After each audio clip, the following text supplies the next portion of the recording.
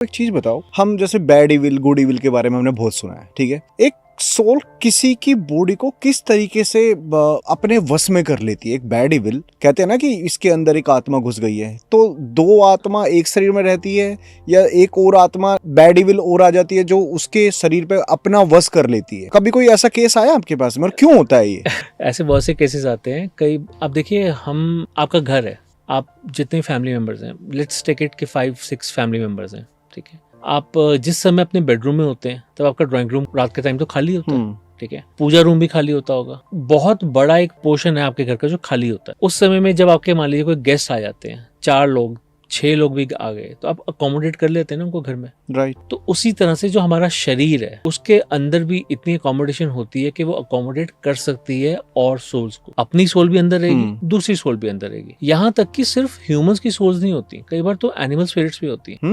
Animal spirits होती है। मेरे पास एक केस आया था, वो जब पूजा करने बैठते थे तो गुर्राते थे, जैसे शेर गुर्राते हैं। उन्होंने अपनी वीडियोस तक मेरे को भेजी थी कि देखो मेरे साथ ये क्या होता है, मैं कॉन्सेंट्रेट ही नहीं कर पाता हूँ, पूजा कर ही नहीं पाता हूँ। तो ऐसा भी होता है। आपने जो क्वेश्चन पूछा कि हाँ लोग कैसे कर लेते हैं, कैसे एक स्पिरिट उसके अंदर आके क्या प्रभाव डालती है, प्रभाव कैसे डालती है? देखो, कोई भी गुड स्पिरिट बैड स्पिरिट जो होती है ना, वो अपने स्वभाव के हिसाब से होती है जैसे पहले थी, ठीक है।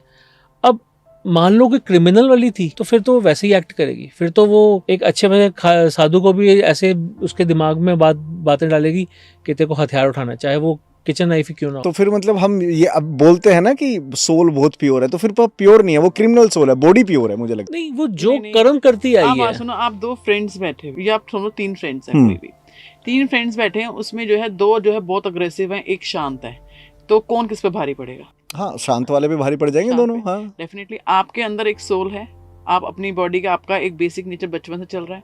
अब जो दूसरी सोल अंदर एंटर की है, अगर वो प्योर सोल अंदर आपके एंटर की है तो वो अपनी डिजायर्स जो है आपकी बॉडी के माध्यम से पूरी कर रही है, ठीक है, लेकिन वो आपको हार्म नहीं कर रही है, समझ रहे? जो आपके आसपास वाले लोग होते हैं वो आपको बताते हैं कि अरे तुम तो पहले ऐसे करते थे, अब तुम ऐसे कर रहे हो, ऐसा क्यों? यानी कि उसने उस बॉडी को हार्म नहीं किया क्योंकि वो एक शांत सोल थी। लेकिन अगर कोई अग्रेसिव सोल, यानी कि कोई जो पिछले जन्म में जो ऐसे क्रिमिनल माइंड था या किसी भी तरह का उसके अंदर वॉयलेंस था, अब वो बॉडी तो अंदर सोल आ गई उसके, तो वो वॉयलेंस क्रिएट करेगी। क्यों? क्योंकि अगर एक आस्तिक बंदे के शरीर में सोल है, प्योर वेजिटेरियन है, अब जो सोल अंदर एंटर हुई है वो नॉन वेजिटेरियन है, खाती है, नॉन वेजिटेरियन है, अल्कोहल लेती है, तो वो उसको कंट्रोल करेगी ना, क्योंकि वो तो उसने बॉडी के अंदर प्रवेश क्यों किया? अपनी डिजायर्स को पूरा करने के लिए।